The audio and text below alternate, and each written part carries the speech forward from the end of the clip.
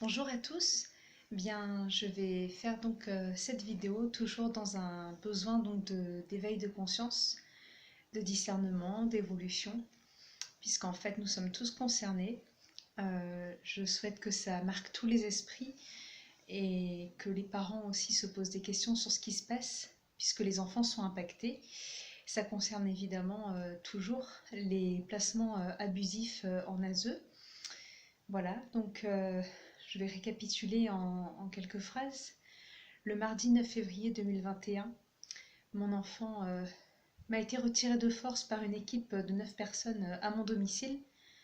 Il y avait donc 5 policiers, 2 pompiers, 2 référentes ASE qui sont venus sans commission rogatoire, qui sont venus un an après un signalement pour suspicion de violence de l'école de Quizac sans preuve, sans attestation médicale, qui sont venus armés avec une scie et des armes à feu, qui sont venus chercher mon enfant alors qu'en fait ni moi ni mon enfant n'avions été vus et entendus par la juge, contrairement aux articles du Code civil qui stipulent que la juge doit avoir absolument vu le parent, il doit avoir l'accord du parent pour faire placer un enfant. Voilà, il y a également eu une autre mesure ordonnée par la juge qui était que je fasse une expertise psychiatrique. Alors j'ai contesté évidemment ces deux décisions. Je rappelle que le 9 février, quand ces 9 personnes sont venues à mon domicile, elles ne se sont pas présentées à moi. J'ai été séquestrée dans mon salon par la force physique, enceinte de 3 mois. Voilà, les personnes de l'ASE étaient clairement complices et sont venues sans se présenter. En fait, elles ont profité de ce moment de vulnérabilité pour venir chercher mon enfant. Voilà.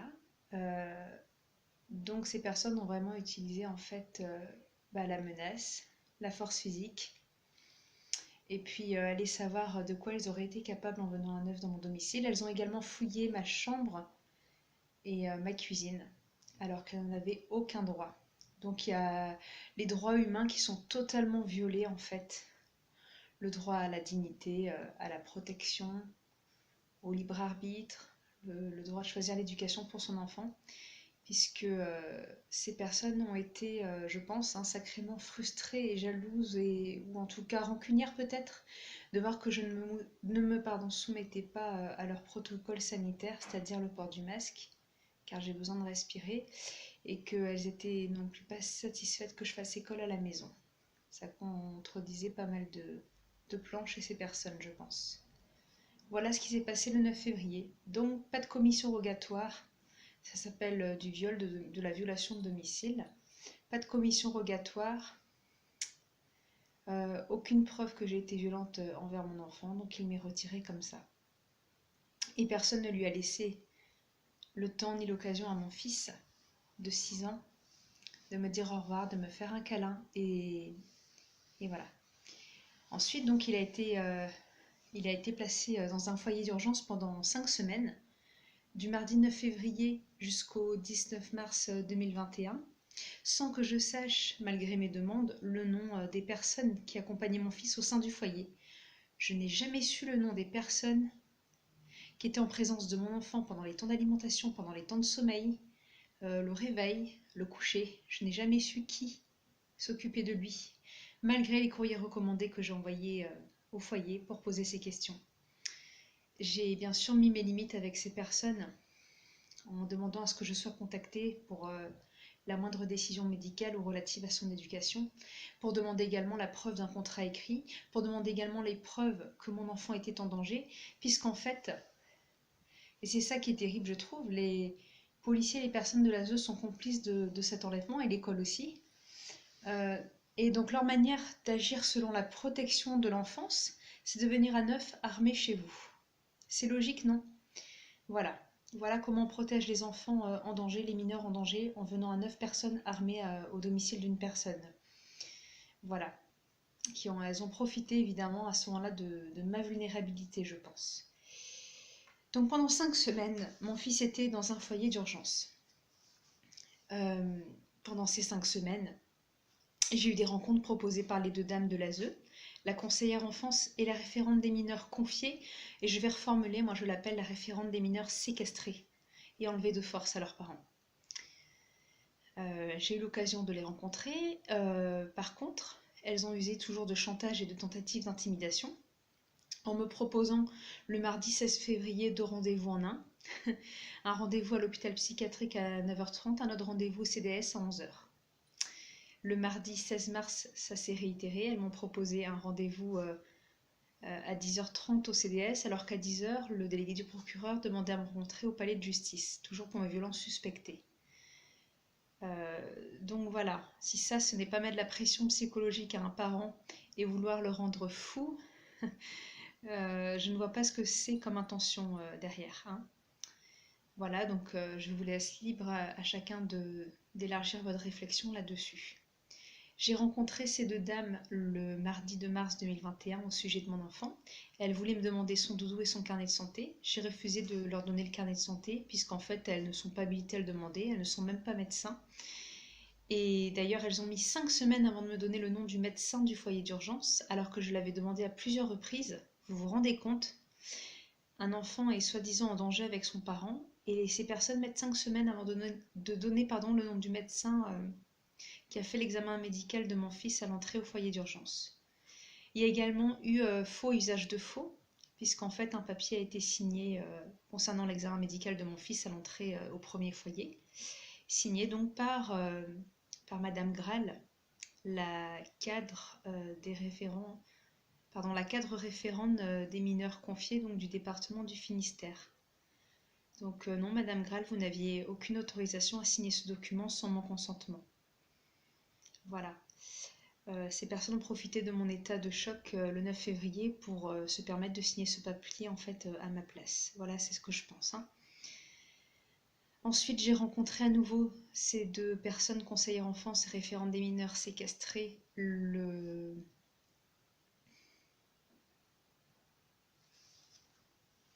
Excusez-moi, parce que je suis encore bouleversée par ce qui se passe, mais donc je vous ai dit le mardi 2 mars 2021. Il y a également une rencontre donc le mercredi 17 mars 2021. Et ce mercredi 17 mars, elles ont demandé à me rencontrer dans un lieu neutre. Voilà, un lieu neutre à Brest. C'est une maison avec des volets fermés tout en haut. Et puis là, il était question que je rencontre mon enfant. Sachez qu'en fait pendant 6 semaines je ne l'avais pas eu au téléphone, pendant 6 semaines je ne l'avais pas vu physiquement. J'étais particulièrement alarmée et inquiète et j'ai demandé à plusieurs reprises à ces deux dames des preuves de vie de mon enfant, en demandant comment va-t-il, comment se sent-il, etc. etc. N'est-il pas choqué d'avoir été séparé brutalement de sa maman? Elles sont venues donc dans cette maison neutre. Moi je suis venue accompagnée d'un témoin puisque je ne viendrai jamais seule à ces rencontres. Et finalement elles sont venues sans mon fils, voilà. Donc je vous avais expliqué dans la précédente vidéo la manière dont elles agissent, hein, toujours dans le chantage, la tentative d'intimidation, de déstabiliser le parent. Voilà. C'est des agissements que je ne cautionne pas. J'appelle ça des agissements cruels, barbares et très malsains en fait à l'égard d'un être humain. Donc j'avais décidé de quitter ce lieu, tout en relevant quand même des informations sur la voiture, par besoin de protection de mon enfant. Parce qu'il est parti avec des inconnus le 9 février, deux inconnus, dans une voiture inconnue, dans un lieu inconnu. Bien sûr que je ne suis pas satisfaite de ce genre de départ. Voilà, donc ça c'était le 17 mars. Ensuite, il y a eu donc un autre rendez-vous le jeudi 25 mars, avec cette fois la dame du nouveau foyer, puisque mon enfant a intégré un nouveau foyer. Voilà, à partir du vendredi 19 mars 2021. Donc le premier foyer, c'est le foyer de transition et d'urgence Steren-Aguilère, et le deuxième foyer, c'est le centre départemental famille, unité du Stangalar à Brest. Donc mon fils y est là depuis le vendredi 19 mars 2021. Le foyer ne m'envoie toujours pas de contrat signé avec mon accord, précisant les modalités d'hébergement, le rythme, l'alimentation, etc., etc. Alors moi, en tant que professionnelle de la petite enfance et animatrice pour enfants, ça me choque énormément. J'ai pourtant demandé à plusieurs reprises par courrier recommandé et en face à ces deux dames des justificatifs de ce placement qu'elles ne m'ont jamais donné. Je leur ai donné le contact de l'école de Quizac en leur demandant de demander à la directrice des preuves et des attestations médicales qui stipulent que j'aurais été maltraitante avec mon enfant. Elles ne me les ont jamais données. Et donc ce qui fait qu'il intègre un deuxième foyer toujours sans mon consentement et sans son consentement à lui et sans aucun papier écrit. Donc c'est une catastrophe, c'est-à-dire que ces personnes agissent dans l'illégalité et de manière illégitime en fait, et surtout de manière inhumaine, hein, pour être très très clair. Voilà, ça c'est mon avis. Et je vous laisse penser ce que vous voulez là-dessus.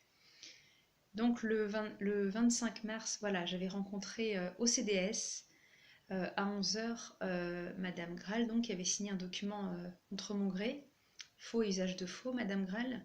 Et j'avais également rencontré donc Madame Diraison, qui est chargée du service de mon enfant au foyer, qui m'a donné comme ça quelques éléments un petit peu sur le rythme du foyer et le fonctionnement, mais sans préciser sans préciser exactement le nom du service où mon fils avait été confié.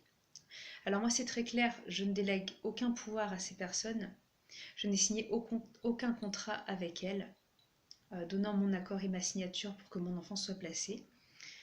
Je n'ai absolument aucun compte à leur rendre, que ce soit des enquêtes sociales ou ce genre de choses sur ma vie privée, ça ne les regarde pas et ça ne les concerne pas, et c'est ce que je leur ai dit en face. Donc je ne souhaite pas coopérer non plus avec des personnes en fait qui ne savent pas se remettre en question, puisqu'à chaque fois que je pose des questions sur le foyer, sur les contrats, sur les preuves, etc., ces personnes sont incapables de me donner des éléments clairs et précis. Je leur ai même proposé de contacter Madame Mulac, la juge pour enfants, pour demander plus d'éléments. Elles ne l'ont pas fait et c'est leur choix. Voilà. Des personnes qui fonctionnent dans la soumission à l'autorité, des personnes qui fonctionnent avec leur fonctionnement elles. Je le respecte, mais je ne le cautionne pas et je n'adhère pas. Donc je ne souhaite pas coopérer avec ce fonctionnement-là, puisque moi ça va à l'encontre de mes valeurs humaines qui sont le discernement, l'intégrité, la liberté, etc. Et puis c'est moi le parent et je leur ai bien dit que c'est moi qui exerce mon autorité parentale. Après elle m'avait donc proposé un second rendez-vous devant la maison, la drôle de maison, rappelez-vous, avec les volets fermés, pour un petit déjeuner avec mon enfant le vendredi 26 mars. Et au moment voulu, j'étais effectivement emballée et contente. Et puis, avec du recul, comme je suis entourée de personnes qui s'y connaissent aussi au niveau juridique, j'ai choisi de ne pas aller à ce rendez-vous, malgré que mon fils allait être très déçu. J'ai choisi de ne pas y aller, puisque je me suis beaucoup méfiée, en fait, de qui elles allaient faire intervenir là-bas. Est-ce que c'était des psychiatres, etc. Je me suis en fait énormément questionnée sur leurs intentions. Déjà, quand je vois qu'elles ont été capables de venir à neuf à mon domicile et de poser dans mon couloir par terre 2 décisions de justice avec écrit, mesure de placement et expertise psychiatrique, voilà, et qu'elles sont venues armées, et que aucune de ces personnes, que ce soit les policiers, les pompiers ou les personnes de l'ASE, m'ont demandé après le 9 février comment je me sentais, je n'ai aucune confiance en ces personnes en fait. Voilà. Et je les respecte en tant qu'être humain, mais ça s'arrête là. Je ne les reconnaîtrai jamais en tant que conseillère enfance, référente de mineurs, etc., etc. Je ne leur accorde pas la moindre confiance là-dessus. Donc je ne suis pas venue partager un petit déjeuner avec mon fils le vendredi 26 mars. Par contre, je l'ai eu pour la première fois au téléphone le lundi 22 mars, rappelez-vous, où il disait qu'il se sentait insécurisé au foyer, qu'il demandait 3 fois à me voir en 5 minutes, etc., etc., qui se sentait choqué, bouleversé, et voilà. Et ensuite, je l'ai eu au téléphone donc le vendredi 26 mars pour lui expliquer pourquoi je ne venais pas donc à ce rendez-vous, puisque je me méfiais de ces personnes et que j'étais vraiment désolée pour lui s'il était déçu, que ça me déchirait moi-même le cœur, mais que je préférais faire ça pour me préserver. Alors depuis, il y a des choses qui évoluent, c'est-à-dire que moi, je prends toujours l'initiative d'envoyer des courriers recommandés, donc au nouveau foyer, en reposant toujours les mêmes questions. Pourquoi mon enfant est placé? Où sont les preuves? Avez-vous contacté l'école? Avez-vous contacté Madame Mulac, juge pour enfants? Ces personnes sont incapables de me donner de réponse. Je leur demande où est la commission rogatoire du 9 février qui stipule que vous aviez habilité à venir à mon domicile chercher mon enfant. Il n'y a toujours aucune réponse. J'ai également envoyé donc un courrier recommandé au commissariat Colbert de Brest pour demander aussi des explications que j'avais déjà demandées en face. Voilà. Il y a également un policier qui était venu donc le lundi 1er mars sonner à ma porte pour tenter de m'intimider. Donc ça veut dire que c'était 3 semaines après l'enlèvement de mon enfant à mon domicile. Ils sont revenus à ma porte sonner, à 2 personnes cette fois au lieu de 9, me convoquant à une audition libre pour donc le jeudi, pour le jeudi 4 mars, et en me menaçant, si je ne venais pas, de m'enlever de force. Donc enlever une femme enceinte de force, après lui avoir enlevé son enfant. Voilà la deuxième menace qu'ils m'ont faite. Voilà, donc là c'était Monsieur Arzel du commissariat Colbert de Brest. Oui, Monsieur Arzel, je donne votre nom, non pas dans l'intention de vous nuire, mais puisque vous êtes un agent public au service, normalement à notre service, au service du peuple. Donc le peuple a tout à fait le droit de savoir aussi quelles sont finalement vos intentions. Je vous ai demandé d'ailleurs, Monsieur Arzel, quelques jours plus tard, de me donner des preuves de cette audition libre, des preuves écrites, puisque je n'ai pas reçu de convocation écrite, et puisque je n'ai pas été assistée d'un avocat non plus ce jour d'audition libre. Et puis cette audition libre concernait normalement les vidéos que je publiais sur YouTube, et puis ce monsieur en fait m'a questionné sur mon statut marital, ou si j'étais pour ou contre les vaccins. Il m'a aussi à plusieurs reprises essayé de me convaincre de faire l'expertise psychiatrique, me disant que c'était pour mon bien et que je n'avais aucun souci à me faire si je voulais récupérer mon enfant, donc une autre menace. Donc voilà, moi je pense que ce sont des personnes qui ont voulu m'intimider encore et encore après m'avoir enlevé mon enfant de force, le 9 février 2021. Donc aujourd'hui nous sommes dimanche 4 avril 2021. Figurez-vous que j'ai enfin pu avoir au téléphone le docteur qui a fait l'examen médical de mon fils au premier foyer. Donc je l'ai eu au téléphone cette semaine, vendredi, et j'ai pu lui poser des questions sur le contenu de cet examen, en lui disant que j'étais en colère et mécontente qu'elle ait fait un examen contre mon consentement et sans papier écrit de ma part. Et ce médecin me répond qu'en fait, mon autorité parentale est partagée avec des personnes de l'ASE. Donc je lui dis absolument pas, c'est moi qui exerce mon autorité parentale de plein droit et personne d'autre. Voilà. Je lui demande qu'est-ce qu'elle a fait comme sorte d'examen à mon fils, comment il s'est senti, parce qu'il ne devait pas du tout avoir confiance. D'ailleurs, elle m'a dit qu'il avait eu une attitude très renfermée, et c'est normal, je le comprends totalement. Donc elle avait pris son battement de cœur, sa tension, etc. Et je lui ai bien dit que j'espère qu'il ne l'avait pas déshabillé. Parce qu'attention, hein, je porte plainte là aussi pour non-respect de l'intégrité de mon enfant et surtout non-consentement du parent pour faire cet examen médical. Voilà. Alors, figurez-vous que ces personnes s'amusent aussi à donner mon numéro de téléphone à des infirmiers du département. Écoutez, il y a un infirmier qui m'a appelé ce mercredi 31 mars. Un infirmier soi-disant donc du département du Finistère pour prendre des informations sur l'état de santé de mon fils, sur ses antécédents, etc. Alors sachant qu'ils n'ont pas son carnet de santé déjà, je lui ai demandé comment il avait eu mon numéro de téléphone, il a été incapable de me répondre. Je lui ai dit à ce soi-disant infirmier que c'est bien dommage qu'il appelle des parents sans savoir comment il a leur numéro de téléphone. Je lui ai demandé des preuves qu'il était bien infirmier, parce que rien ne me confirme qu'il l'est. Bien sûr, c'est de la méfiance de ma part avec tout ce que je vois et tout ce que je constate. Voilà, je n'ai aucune confiance. Je lui ai dit que mon fils était tout simplement allergique aux adultes qui manquent d'empathie et aux traumatismes infligés aux mineurs qui sont séquestrés et enlevés de force à leurs parents. Voilà. Et je lui ai demandé aussi s'il respectait donc le serment d'Hippocrate, puisqu'il travaille avec des médecins du département. Voilà, s'il respectait bien la dignité des personnes et leurs besoins fondamentaux de respirer et d'intégrité. Donc je l'ai senti vite déstabilisé. Il voulait pour ça me proposer un rendez-vous à la PMI ou au CDAS pour me fournir des preuves qu'il était infirmier. Et puis donc moi je lui ai dit, de quel genre d'endroit vous parlez finalement? Du centre départemental des actions sadiques ou de la police maternelle infantile? Alors oui, ça peut choquer et déranger que j'emploie ces termes-là, mais en fait je sature aussi de ces agissements cruels et barbares, donc je préfère dénoncer les choses comme elles sont. Et ça, c'est dans un but de contribuer au bien-être de l'humanité, de nos enfants, puisque je ne tolérerai pas un instant de plus qu'ils nous soient enlevés et retirés de cette façon. C'est hors de question. En tout cas, sans commission rogatoire, sans preuve contre nous, ce n'est pas possible. Ce n'est pas possible. Et puis, je ne tolère pas ce genre d'agissement dans tous les cas. On a tous le droit au respect. Voilà, tout simplement. Voilà, donc j'ai mis court à la discussion avec cet infirmier. J'ai donc également pu avoir un échange avec Madame Graal, donc la cadre du département au niveau des mineurs confiés, ou moi je dirais des mineurs séquestrés, hein.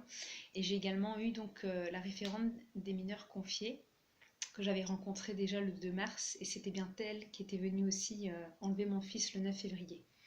J'ai eu ces deux dames au téléphone ce vendredi 2 avril à 17h25. Et puis j'ai été très claire avec elles. Je leur ai donné une date claire et précise pour me rendre mon enfant. Je leur ai donné un délai de 15 jours maximum, puisque j'estime avoir été suffisamment tolérante. J'estime avoir été suffisamment patiente. Je n'ai jamais insulté ces personnes. Je pense avoir été respectueuse avec elles, mais en même temps ferme. Maintenant, ça suffit. Je vois bien qu'en cette semaine, elles ont été incapables de me rendre mon enfant, de me proposer un rendez-vous de manière bienveillante, saine et respectueuse. Voilà ce que je constate. Elles n'ont pas été capables de me fournir une preuve de commission rogatoire, preuve de maltraitance envers mon enfant. Donc elles n'ont absolument pas été capables de justifier ce placement. Donc moi, j'agis dans mon plein droit humain et je demande à récupérer mon enfant dans les 15 jours, auquel cas je peux utiliser, c'est ce que je leur ai dit, la légitime défense. Donc elles se sont pas mal braquées quand je leur ai dit ça, hein, elles étaient déstabilisées. Mais moi je leur ai dit que je ne fonctionnais pas avec une tête institutionnalisée, que moi je fonctionnais dans les droits de l'homme en fait, et dans le respect et la liberté humaine. Et que moi je ne leur demande pas des enquêtes sociales sur elles, je ne leur demande pas si elles sont monogames, polygames, etc. Puisqu'en fait ça ne me regarde pas, tout comme elles n'ont pas posé ce genre de questions, puisqu'elles m'envoyaient aussi des papiers écrits en pensant que j'allais remplir bêtement leurs questions en fait, sur la constitution de ma famille, le cercle amical, etc. Mais en quoi ça les regarde? Eh bien moi je dis stop. Alors c'est vrai que j'aurais pu prendre cet autre choix de me soumettre, d'accepter tout ce qu'elles m'ont dit depuis le départ. Et comment j'aurais terminé? J'aurais terminé internée, euh, sous médicaments, en faisant une fausse couche. Vous voyez un petit peu les dégâts aussi qui auraient été infligés encore plus que les préjudices moraux qui ont déjà été infligés. Donc non, je n'ai pas souhaité me soumettre. Et puis si je me soumettais, si j'acceptais déjà tout ce qu'elle m'avait proposé depuis donc le 9 février 2021, ça veut dire que je me serais encore rendue complice de ces crimes faits aux enfants, aux parents, et non, ça ne me convient pas. Donc moi j'ai choisi autrement, j'ai choisi de dire non, j'ai choisi de reprendre mon plein pouvoir de maman, enfin d'être humain tout simplement, et de dire non. Voilà. Euh, ces personnes ont l'habitude sûrement de fonctionner de cette manière depuis des décennies, mais moi je leur dis c'est stop maintenant. Avec moi ça ne fonctionnera pas, vos chantages, vos tentatives d'intimidation.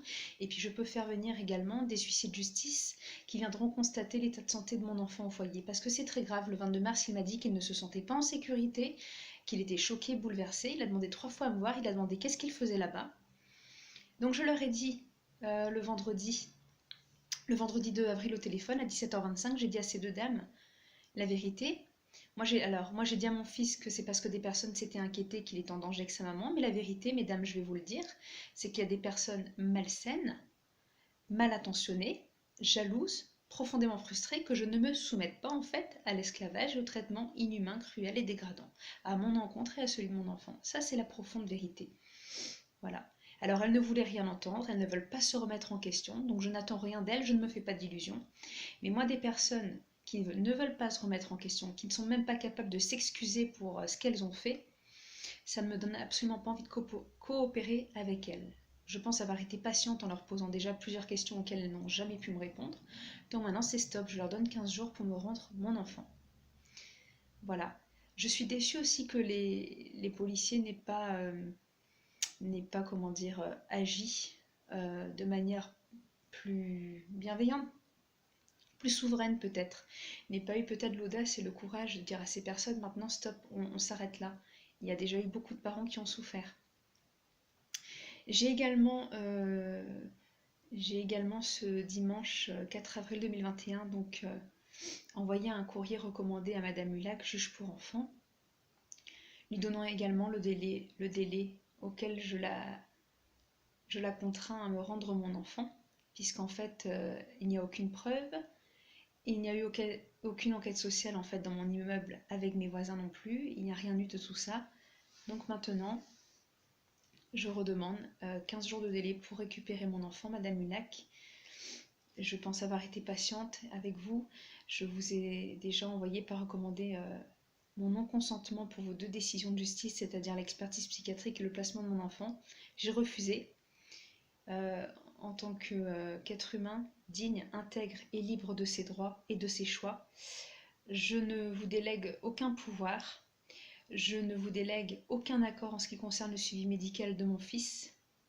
C'est moi qui m'en charge et pour l'éducation, c'est la même chose. D'ailleurs, les écoles sont fermées à nouveau. Et donc j'ai contacté aussi la directrice, je voulais dire, de l'ancienne école de mon fils, c'est-à-dire de l'école de Kisac. Je l'ai contactée cette semaine et je lui ai dit, je suis vraiment désolée pour vous d'apprendre que les écoles sont à nouveau fermées. Vous voyez, finalement, l'école à la maison, ça convient aux enfants. Voilà. Et donc elle m'a répondu et je lui ai dit et donc voilà, je voulais vous dire que j'étais vraiment désolée que les écoles soient fermées. Je pense que ces gens sont en train de se rendre compte un peu de la supercherie et de leur complicité aussi dans ce qu'ils font. Je ne les juge pas, je ne les blâme pas. Par contre, je les mets face à leurs actes, face à leurs responsabilités parce que ces personnes doivent rendre des comptes. À un moment donné, publiquement en fait. C'est la moindre des choses. Les parents ont le droit de savoir ce qui se passe. Les parents ont le droit d'être informés que pour ce genre de choses, l'ASE perçoit 7 500 € et puis sans doute aussi des primes versées sur les salaires de ces personnes qui ont tant contribué au bien-être et à la protection de nos enfants en venant armer à 9 personnes au domicile du parent. Voilà. Je suis mécontente, je suis agacée, mais je n'ai pas de haine envers ces personnes. Je suis par contre agacée, mais pas surprise non plus qu'elles n'assument pas grand-chose finalement. Voilà, je leur ai proposé pourtant de prendre contact avec l'école de Kisac. Je leur ai proposé de prendre contact avec la juge et de poursuivre leur enquête. S'il y avait vraiment eu une enquête, elles auraient été interrogées tous mes voisins, mais elles ne l'ont pas fait. Donc j'aimerais que ces personnes se responsabilisent en tant qu'adultes, mais c'est peut-être un petit peu trop leur demander. Je souhaite alarmer aussi les policiers en leur disant qu'ils pouvaient tout à fait prendre leur droit de réserve le 9 février en ne venant pas, en ne cautionnant pas ce genre d'enlèvement. Ils auraient très bien pu dire moi je prends mon droit de réserve et donc je ne viens pas chez madame pour enlever son enfant. D'ailleurs, les personnes de l'ASE ont un droit de retrait également dans ce genre de situation. Elles peuvent tout à fait, en vue de la procédure illégitime illégale où je n'ai pas été vue ni entendue par la juge ni mon fils, où il n'y a pas de commission rogatoire, où il n'y a aucune preuve, eh bien elles auraient pu prendre un droit de retrait, tout simplement. Mais elles ont choisi de se rendre complices. Voilà. Donc le message est clair, je pense. J'ai été suffisamment patiente, donc je m'adresse à nouveau voilà, aux policiers du commissariat Colbert, je m'adresse à Madame Graal, je m'adresse à l'école de Kisac, je m'adresse à Madame Mulac, la juge. Voilà, je m'adresse au gardien de la paix, je m'adresse à toutes ces personnes pour leur dire que ça suffit, que je ne cautionne pas vos actes. Voilà, je suis triste et exaspérée de voir les intentions qu'il y avait derrière. Et maintenant, je vous donne donc 15 jours pour que je récupère mon enfant. Je suis dans mon plein droit, messieurs, dames, et je ne vous délègue aucun pouvoir concernant mon enfant, en fait. Voilà.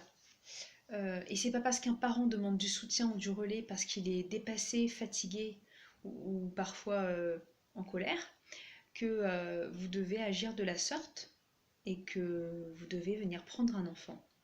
Il y avait d'autres solutions, on aurait très bien pu se rencontrer autrement. Et si je refusais vos différentes rencontres en 2020, c'est parce que je ne me sentais pas en confiance et parce que j'avais l'intuition de ce qui allait se passer aussi. Voilà. Donc à tous les parents, ne vous laissez pas intimider, ne vous laissez pas faire. Je pense qu'il y a beaucoup trop de parents qui ont souffert et beaucoup de vies ont déjà été malmenées dans tout ça avec ce genre d'agissement. Donc les parents, gardez votre courage, gardez votre lucidité, soyez solidaires au lieu de vous juger, de vous blâmer, de dire ah elle s'est fait retirer son enfant, c'est que c'est quelqu'un qui est complètement comme fou ou comme ça. Non, arrêtez de vous juger, essayez de comprendre ce qui se passe.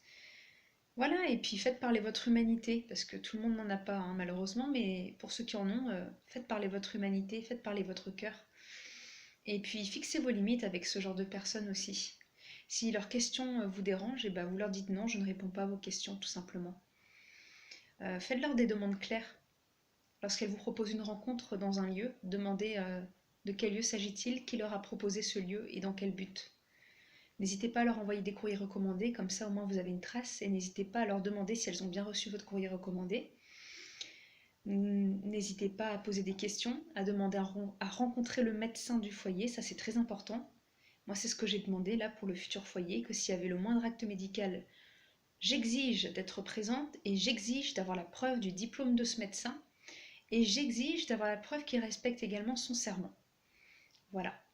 N'hésitez pas à demander ça. Parfois on a honte, parfois on est mal à l'aise, parfois on n'ose pas, parce qu'on craint d'être ridiculisé ou d'être jugé, mais en fait c'est dans notre plein droit et c'est même dans notre devoir que de demander qui accompagne nos enfants. Donc je demande également les identités de toutes ces personnes et les preuves de leur diplôme, hein, de toutes les personnes du foyer, de l'ASE, des gardiens de la paix, etc. Je veux des preuves maintenant de qui est qui. Voilà. Donc moi je vous souhaite une bonne semaine à venir. N'hésitez pas à partager. Je le redis, les noms de ces personnes sont publics puisque c'est le département, d'accord? Comme les agents de police, ce sont également des noms publics. Si ça les dérange, bah écoutez, ils sauront que ça m'a beaucoup dérangé aussi, ce qu'ils ont fait. Voilà, je n'entretiendrai pas de rancune à leur égard. Par contre, je préfère être claire. 15 jours maintenant pour que je récupère mon enfant. Je compte sur votre partage, sur votre soutien. Non, je n'ai pas besoin que des personnes commentent cette vidéo en disant elle aurait dû faire l'expertise ou elle aurait dû se soumettre. Non. Voilà, je n'ai pas besoin de ce genre de commentaires. Donc si cette vidéo ne vous a pas plu, bah écoutez, passez votre route et puis il n'y a pas de problème. Voilà, au revoir.